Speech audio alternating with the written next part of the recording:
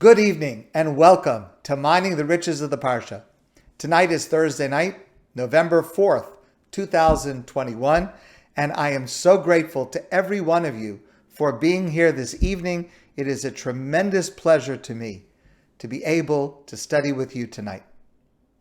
The first piece that I'd like to share with you is based on part of an important letter written by the Rav Soloveitchik, in 1972.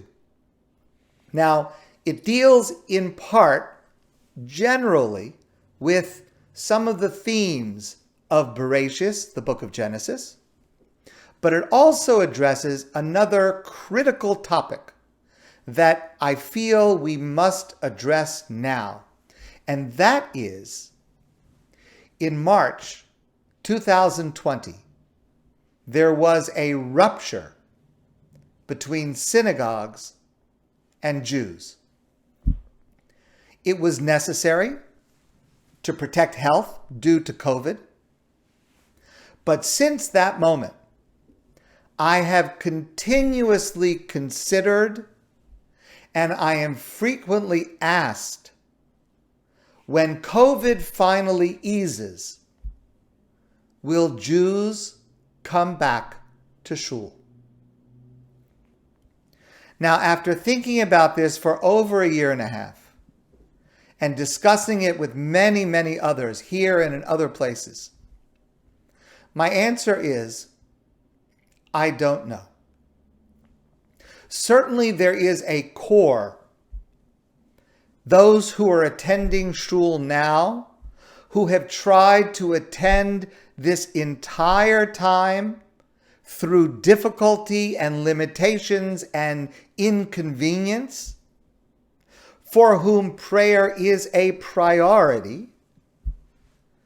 May they be blessed, and may they increase, and may they deserve reward for their tremendous effort.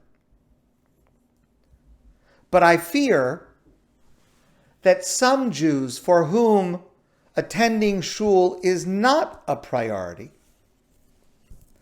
that they will continue to use COVID as an excuse not to return, even though attending a dath with our precautions is certainly safer than going to the store, eating at a restaurant, visiting with friends, going to school, or traveling.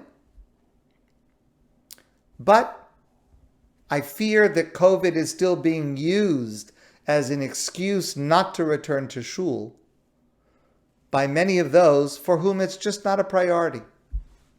Or many people will just have fallen out of the habit of coming to Shul. I don't know. But I am certain that I, and all of us, and throughout the Jewish world, must devote ourselves to getting those Jews back. Now, I see three components to this issue, and hopefully, the reason I want to discuss it with you tonight, hopefully, COVID is truly easing. And working on these three components should be our priority now. Number one, we need to re-engineer the synagogue. We start with a blank canvas.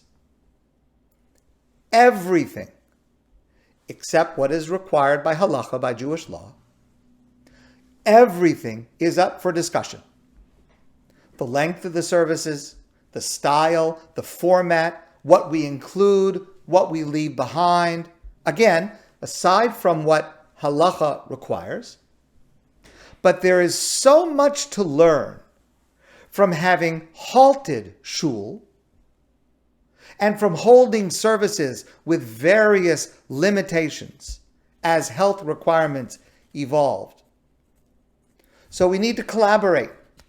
We need to discuss and apply these ideas in a smart, responsive manner.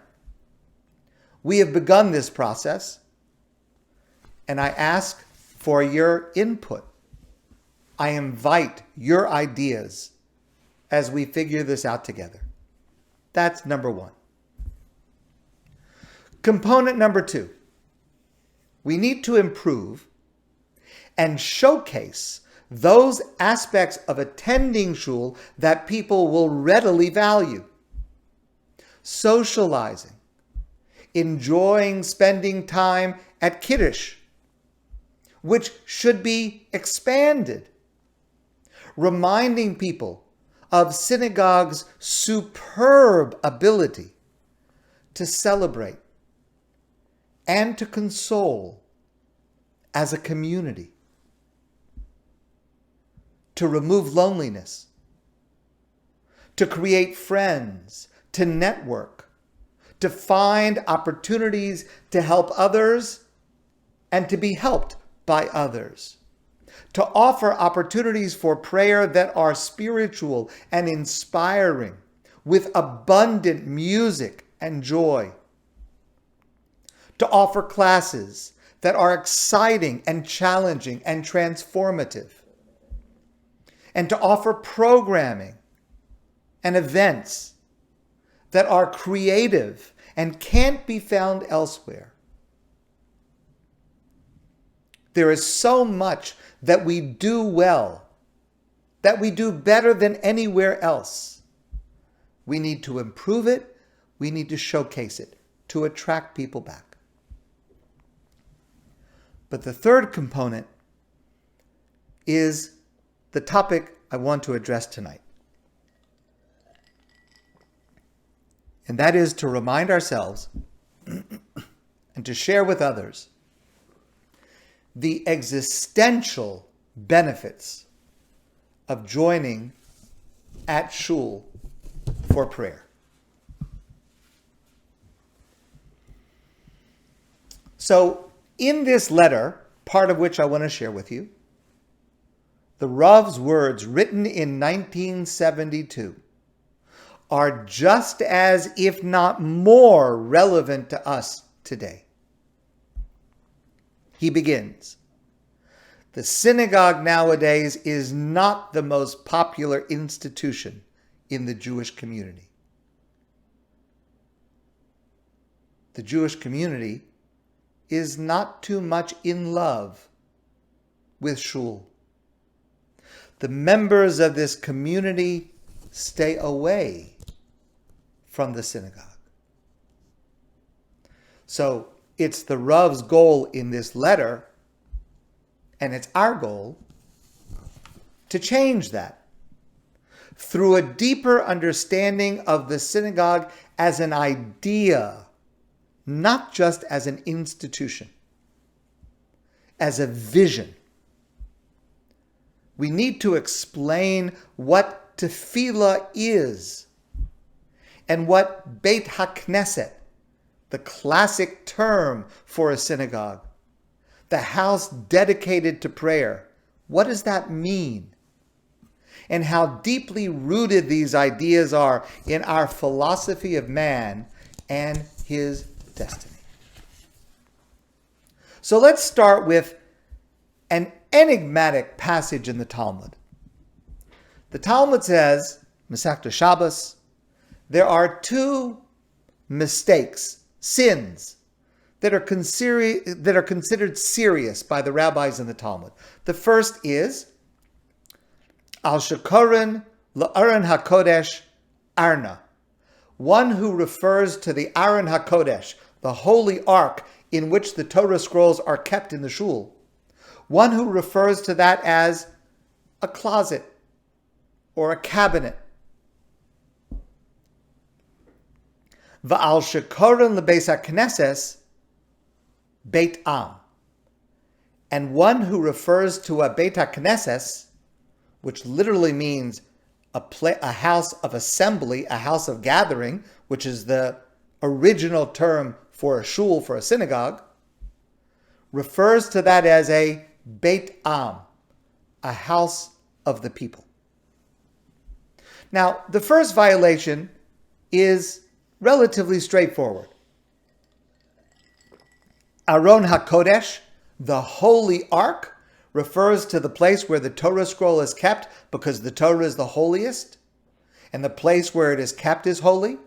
For someone to refer to that as a closet or a cabinet is to remove the holiness from it, to remove the sanctity from it. It is as if they are referring to the Torah in secular terms, without any religious or spiritual component.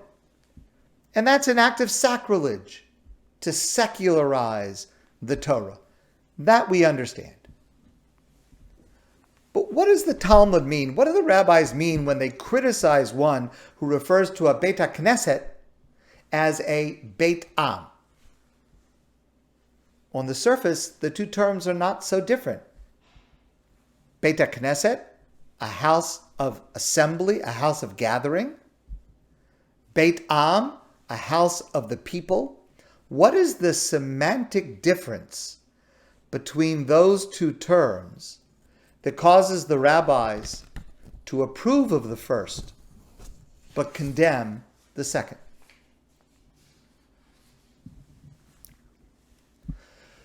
The book of Bereshis, the Torah, the book of Genesis, begins with creation, culminating with the creation of man. And man, Adam and Eve, Adam and Chava, are placed in Gan Eden, the Garden of Eden. And then they were cursed by God, and they were expelled from paradise. And man became a homeless being. Writes the Rav, exiled man or homeless man must pray. He has a strong need to pray. Through prayer, he redeems himself from his loneliness.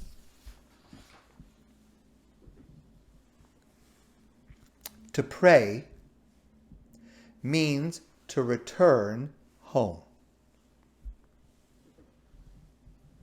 In explaining this, the Rav asks, why does Jewish law require a synagogue to begin with? Why isn't it sufficient just to pray anywhere, in a field, at home? And yes, of course, a person can pray anywhere. But why does Jewish law show a preference that a person should try to pray in a synagogue? And by the way, that's not only when praying together with a minyan. Even if a person is praying by themselves, it is still preferable, according to Jewish law, to pray in a synagogue. Why? It's not because of the physical structure. There are some shuls that are more beautiful, some shuls that are less beautiful, but the structure of the building does not interest Jewish law. Yes, you want to make it nice, but there is no aspect of Jewish law that applies to the building itself. But the Rav explains the word bayit, or bait, same word, has a double connotation. It means house, which is a physical structure that has walls and a floor and a ceiling. But bayit, or base, also means home. And we make a mistake when we translate Beit HaKnesset as the house of prayer. That's not true, because there's no need for a house of prayer. I can pray to God anywhere. Beit HaKnesset is not a house of prayer, but a home of prayer. Prayer is coming home. The home of man the home of homeless man, that alleviates the status of homelessness.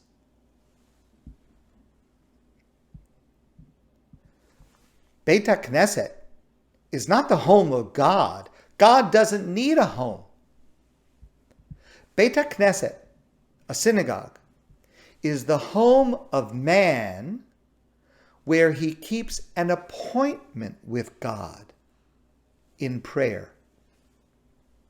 God comes to that home in order to keep his appointment with man. That's Shul. That's a Beit HaKnesset. But who is gathered there? Who is it that is gathered in this place of gathering, this home of prayer?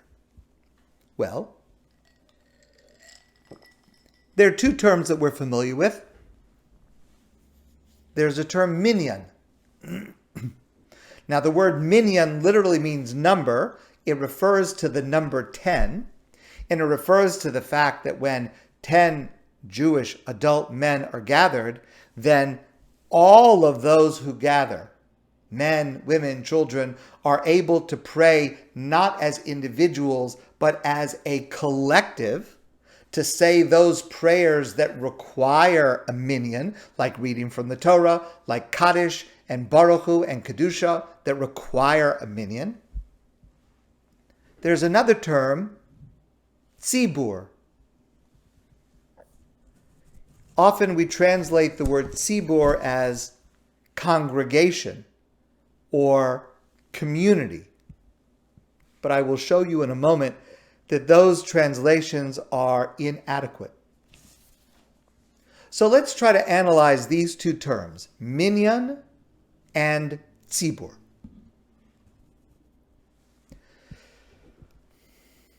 Are they the same?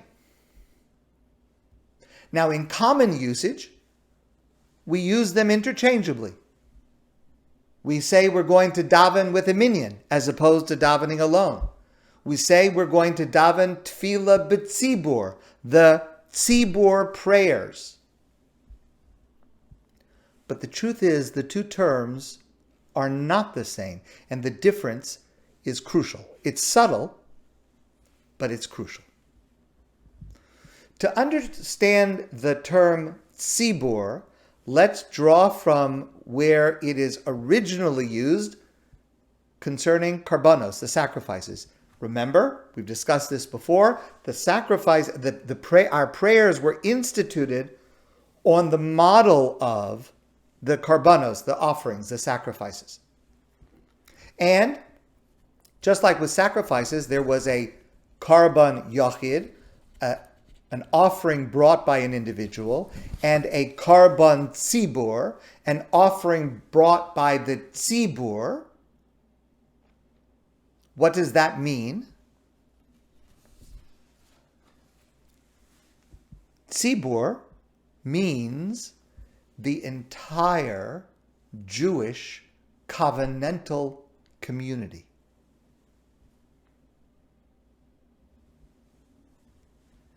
Tzibur refers not to the 10 or 15 or 100 or 500 people who are in the room.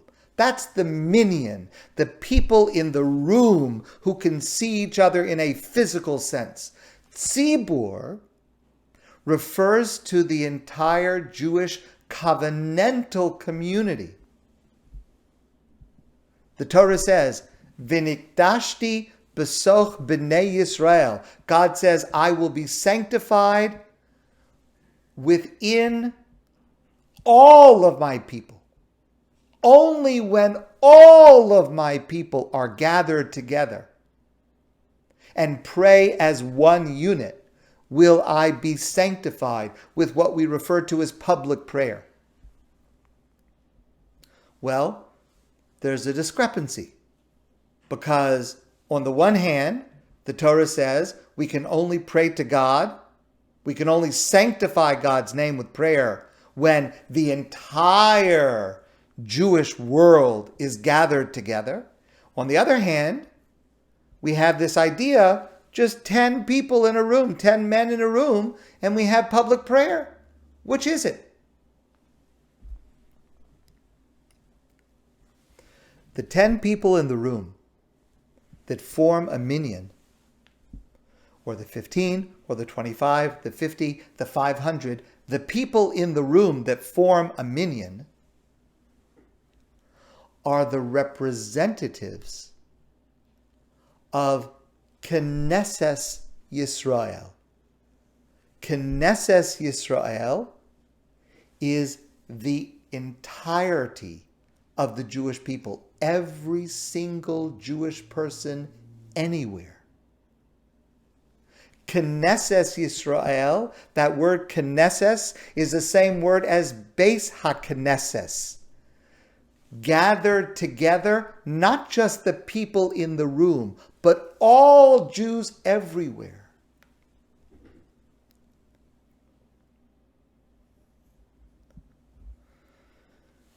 When there is a minyan in the room, that minyan somehow is more than just the individuals in the room. It is actually a conglomeration of an entire people. And not just the 15 million or so Jews who are alive today, but Knesset Yisrael, what is gathered in the Beit HaKnesses, includes every Jew who has ever lived.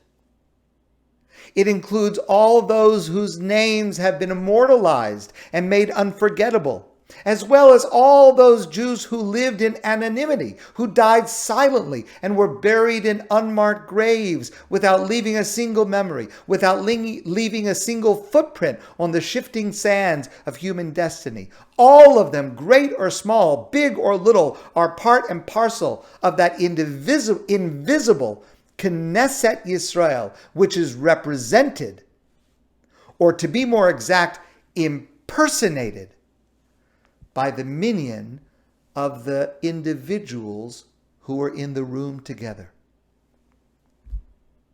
But that's not all. The Rav continues.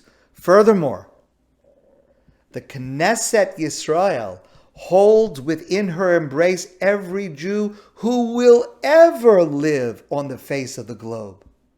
Generations yet unborn who will at some point in the dark, awesome future serve our people in a variety of ways. All of them belong to the invisible Knesset Yisrael, represented by the few individuals who happen to show up in the Shul on a rainy winter afternoon. And they come to Shul and they begin to daven and they say, Ashrei Yoshvei Veisecha, praiseworthy are those who dwell in your home. Who are those? Who are the Yoshvei Veisecha? Knesset Yisrael. Every Jew in the world who is living, who has lived, who will live, is incorporated and represented when a minyan gathers in Shul. That's what is represented by our Beit HaKnesses, the gathering of Knesset Yisrael. And it's only then that we are able to praise God and sanctify His name with those prayers that require a minyan. What is the mistake, the sin of referring to a shul as a Beit Am? Beit Am, a house of the people. That implies that the significance of shul is the individuals who happen to be in the room. That's a terrible mistake. The Beit HaKnesset is the home of the great invisible Knesset Yisrael, which cuts through all ages in millennia. A Beit Knesset is eternal. A Beit Am is just for contemporaries. But to pray with contemporaries is not enough. To go back to the language of the sacrifices, a sacrifice that's brought by 10 people is not a karban tzibur, it's called a karban shutfim, an offering brought by partners. Partners, a group of individuals. Karban tzibur, tefillah b'tzibur, is when the entire covenantal community is gathered and represented. And it is the home of Knesset Yisrael where God has a rendezvous with man. And that is available only in Shul. You can pray as an individual anywhere, but you can only overcome your existential exile and join with every Jew as one organic entity, past, present, and future, with whom God will meet face to face only in Shul. You can only participate in the eternal Jewish people in the home to which we have invited God, and He is accepted in Shul, like at a death. My dear friends, this is what awaits you. If you have not done so already, it's time to come home. It's time to come back to Shul. If you are seriously immunocompromised, or you are just staying at home, I respect that.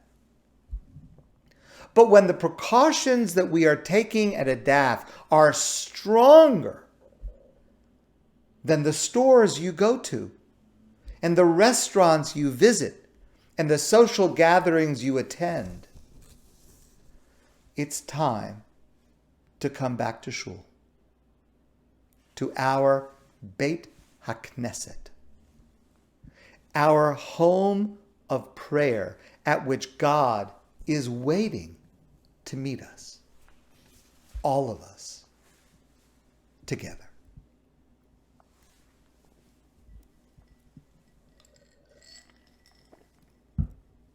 I want to move now to a second piece that relates to our Parsha, the Parsha of Todos.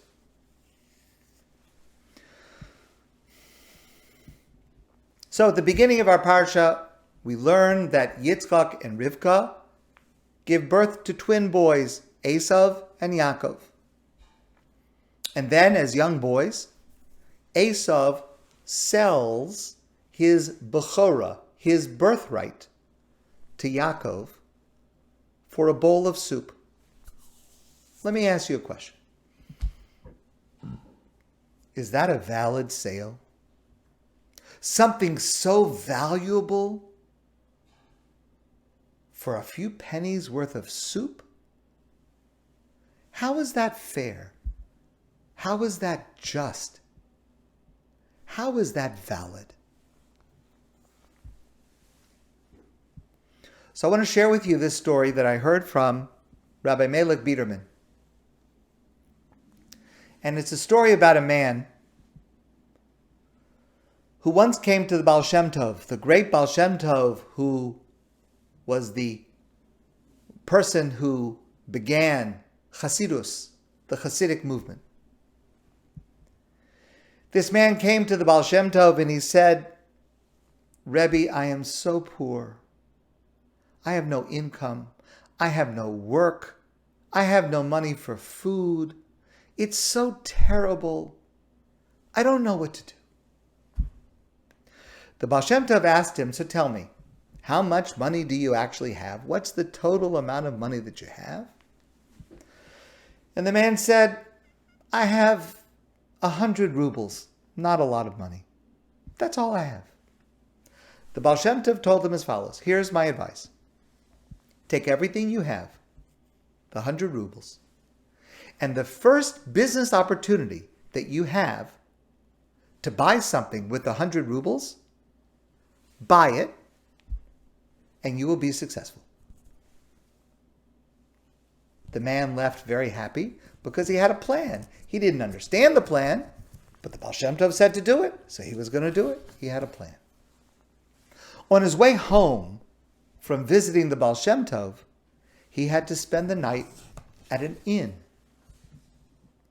He walked inside and he asked how much for a room for one night. It's 100 rubles. 100 rubles, that's all I have. If I spend that on the room for tonight, I won't have anything to invest. I won't be able to buy the first opportunity, like the Baal Shem Tov said. So this poor man decided he would sleep in the lobby on the floor. In that place, there was no charge. You could sleep on the floor. Fine. Late at night, a group of young Jewish men came in. They were merchants. They had had a very successful, profitable day, and they were celebrating. But these people, they were Jews, but they were not refined people. They were crude. They were rather sleazy. They were obsessed with money, and they started drinking.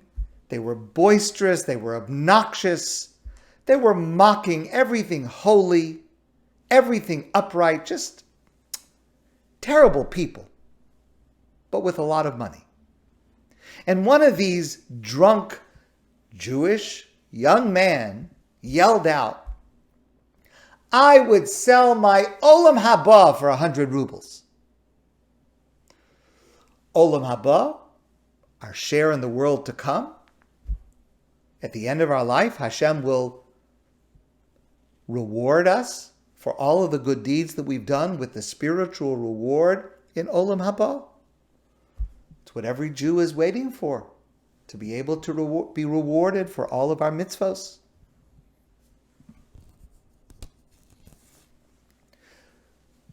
The poor Jew, lying in the corner, heard these words, and he immediately sat up.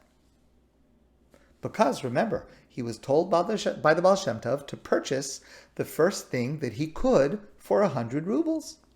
So he went over to this young man, and he said, I have 100 rubles. I would like to buy your Olam Haba. You just said you're willing to sell it for 100 rubles. I have 100 rubles. I want to buy it.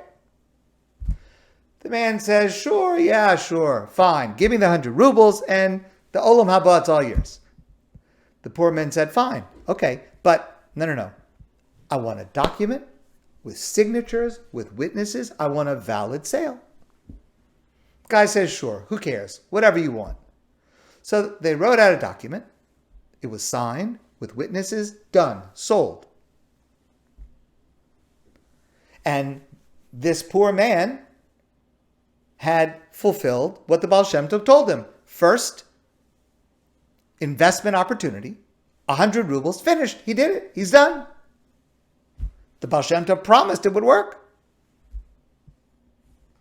Don't know how it's going to work, but the Baal Shem Tov promised. The next day, the young man, the merchant, went home.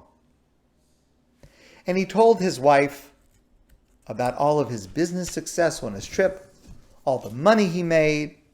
And then he said, and I even managed to get an additional 100 rubles from some fool. All I had to do was sell my Olam Haba.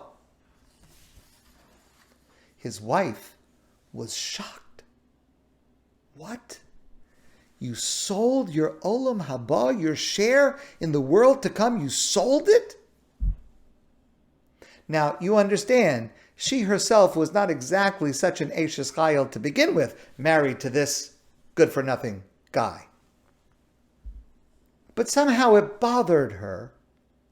She didn't want to be married to a man with no olam haba. He tried to placate her. It's nothing. It was a joke. It doesn't mean anything. But she said, it's not a joke. You told me you signed a document. There were witnesses. Get it back. Either you get it back, or I want a divorce. That's it. Those are your only two choices. Because I will not be married to someone who has no share in olam haba.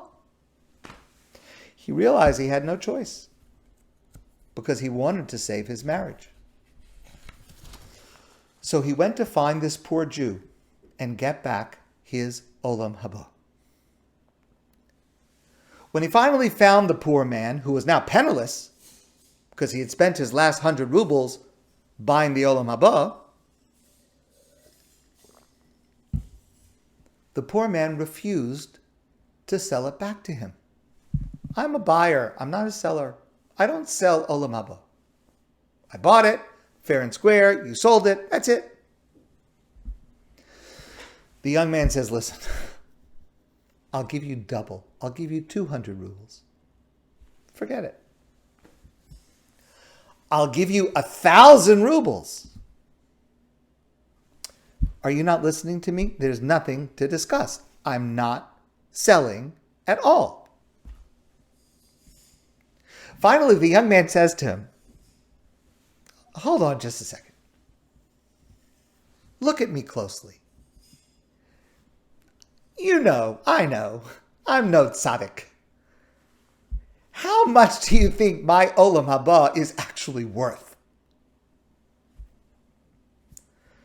The poor man looked him up and down,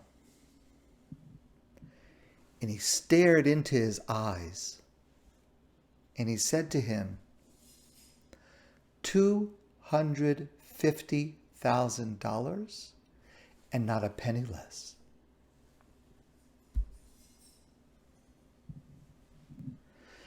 The young man didn't have any choice. So he paid the 250,000 ruble and he got the contract back. He went home, he saved his marriage, and he was happy. The poor man was successful on his first investment and he was happy. So everybody's happy. But after a while, the formerly poor man, now a wealthy man, started to have second thoughts. And he went back to the Baal Shem Tov and he told him the whole story. And he said, I feel like I was dishonest. If his olam haba was only worth 100 rubles, which is what I paid for it, how could I have charged him 250,000 rubles to get it back? And if it was truly worth 250,000 rubles, how could I have purchased it for just 100 rubles? The Baal Shem Tov said to him, don't worry. You did nothing wrong. Because the truth is, olam haba does not have a price. Its value depends on how much you value it. He was willing to sell it for 100 rubles. That's what it was worth. When he finally realized it was worth 250,000 rubles and he was ready to pay that, 250,000 rubles was the correct value.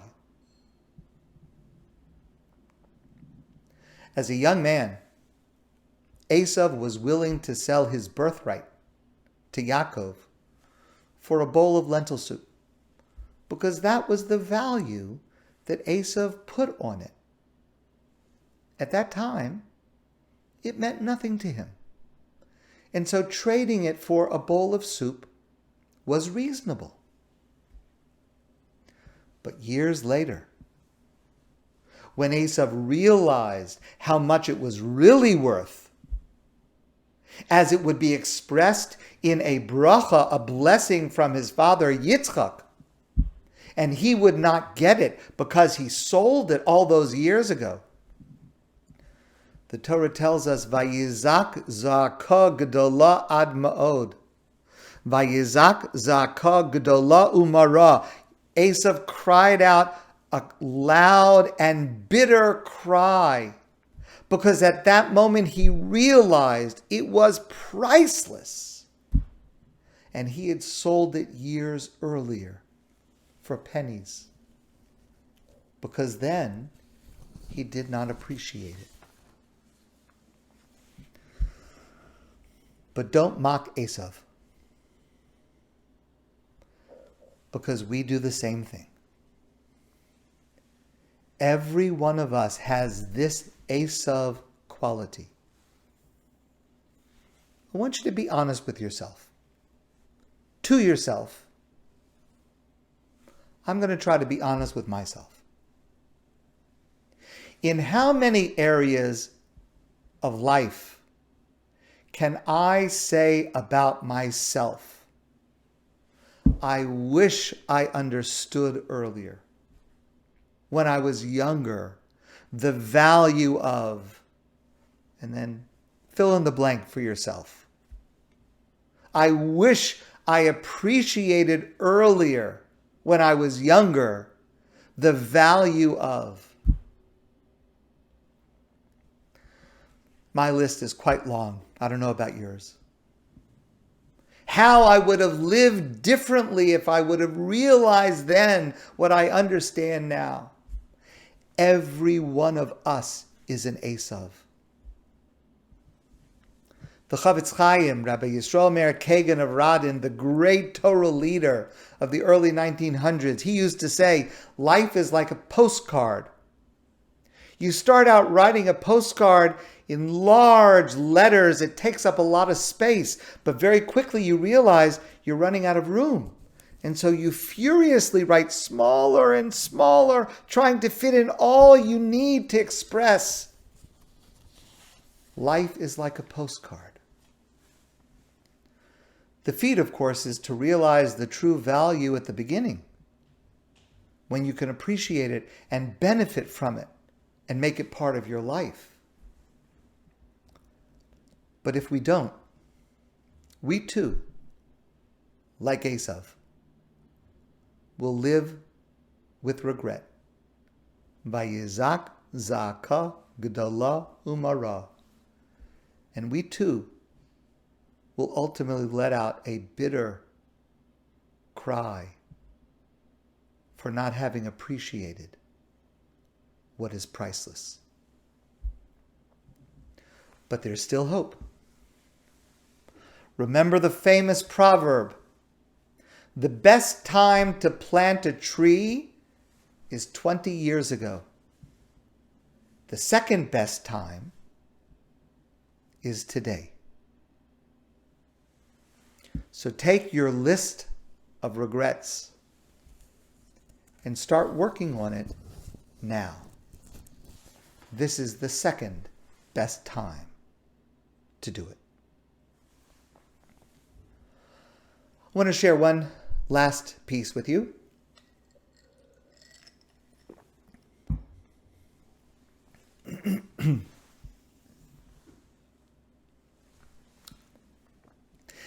If I was writing the Torah, I would have written it differently.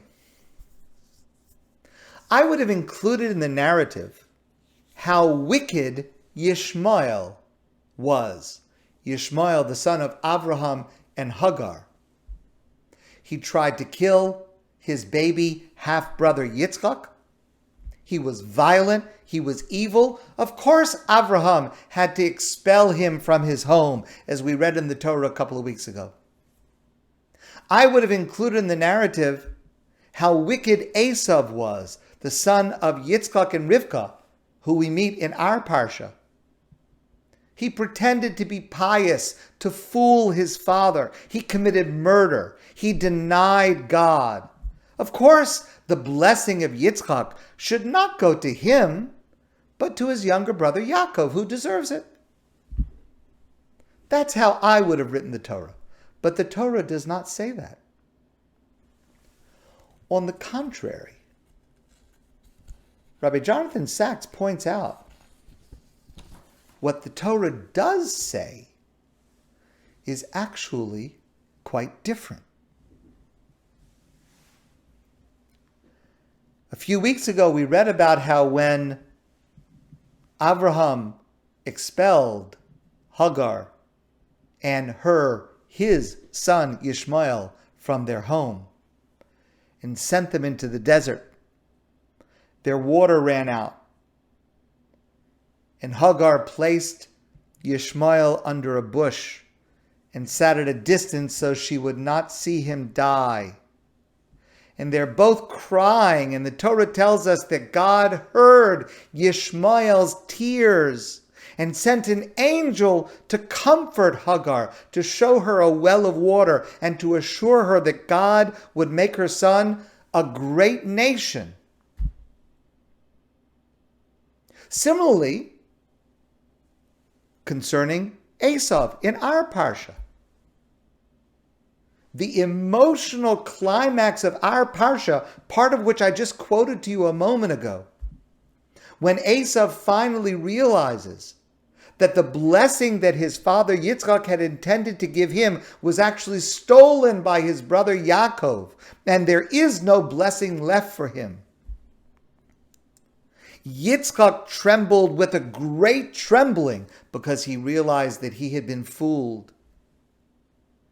And when Eisav heard his father's words, he cried a bitter, loud cry and said, "Bless me too, my father." These two passages are among the most powerful descriptions of emotion in the entire Torah. And they're precisely the opposite of what we would expect. So why cause us, through the text of the Torah, to feel their pain, to force us to empathize with them, and then have the narrative of the Torah choose Yitzchak over Yishmael, choose Eisav over Yaakov? Why isn't the text simply transparent and straightforward and point out to us how wicked Yishmael was? That's why he was rejected. How wicked Eisav was? That's why he was rejected. Why does the narrative of the Torah in the text itself portray those two people so sensitively, with such emotion?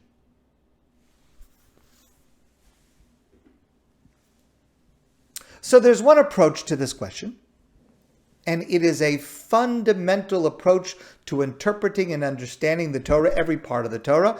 I would refer to it as a midrashic approach, and that is that the rabbis in the midrash, who lived during the time of the Talmud, they construct background stories, not in the text, perhaps hinted in the text.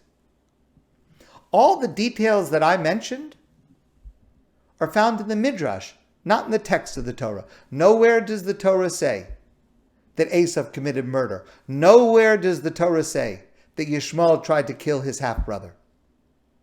The rabbis give us fleshed out personalities, and they tell us these stories. They ascribe words and actions to these characters. Now, it's complicated to know if the rabbis mean to assert that these things actually literally happened, or are they providing the context, the sense of the matter, which is often ambiguous and contradictory.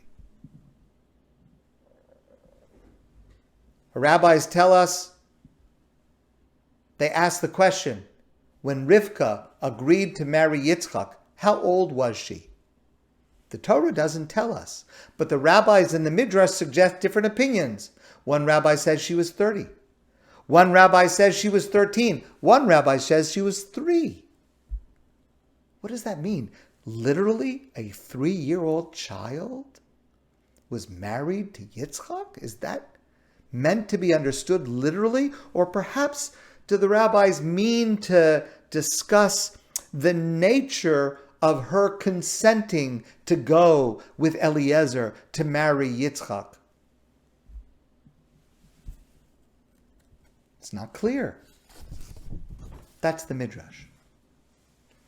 Now, that's an important part of how we understand the Torah, but it is not actually in the text of Torah itself. There's another approach. The second approach is a deep, close reading of the text itself. To read it carefully and deeply to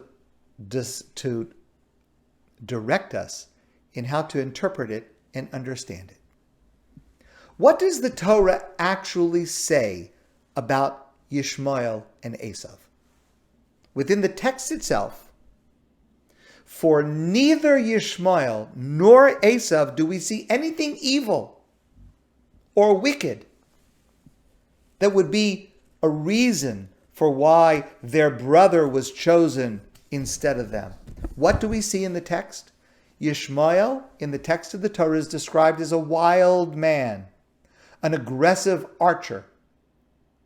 Eisav is described as physical, a man of the field. Both of them strong, unafraid, rooted in the physical, mundane world.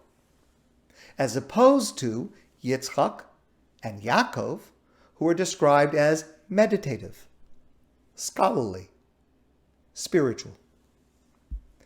The choosing of Yitzchak over Yishmael and Yaakov over Eisav is one of the most fundamental lessons of Judaism, according to Rabbi Sachs.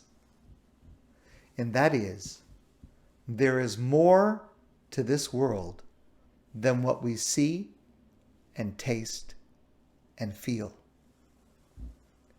The earth is connected to heaven. The physical has a counterpart in the spiritual. That's the meaning of Yaakov's dream that we'll learn about later in the Torah, of a ladder that is rooted on the ground and reaches to the heavens, with the angels ascending and descending. There's a connection between the two. Now, I don't understand why Rivka needed to deceive her husband Yitzchak. But Rivka did understand that Yaakov needed the blessing of physical plenty, which is what Yitzchak blessed him with. V'yitin l'chahu elikim mital hashamayim emishmani haaretz. God should grant you from the dew of the heavens and the fat of the earth, because you can't survive if you're only spiritual and meditative. So Yaakov needed the blessing of what is essentially Eisav's world, the physical, mundane world. We discussed this earlier this week in a different context. But you can't find meaning in life if you are only physical. If you don't comprehend that there is something beyond ourselves, something that connects all of us outside of biology, something that transcends nature, namely God, and all that God teaches us. The clash of Yishmael versus Yitzchak, the clash of Eisav versus Yaakov, is the clash of opposing worldviews. Rav Soloveitchik, the Rav, wrote, "The central figure in Jewish history has not been the king, not the general, not the prime minister, but the teacher surrounded by children." We have kings and generals and prime ministers, and they're important because they're necessary and we respect them. But they are not central. Our central figure is Yitzchak, not Yishmael. It's Yaakov, not Eisav. Our central figures are those who are strong enough to live and flourish in this world while being spiritual enough to give life meaning beyond ourselves. The unfolding of the book of Bereshis is the repeated choosing of one worldview over another. One worldview is rejected, another is embraced. Noach is embraced, the rest of the world at his time was rejected. Abraham was embraced, his brother Haran was rejected. Yitzchak was embraced, not Yishmael. Yaakov was embraced, not Eisav. And it is Yaakov, who is known to us in Jewish tradition as Yisrael Saba, our grandfather Israel, who establishes the foundation for our worldview, which is, to quote the words of Rabbi Aaron Lichtenstein, we too, disciples of Yaakov, have a continuous obligation to strive for a life of meaningful spiritual fulfillment that goes beyond life's functional necessities. My friends, I want to wish you a beautiful evening and a great Shabbos. And I look forward to seeing all of you soon in person.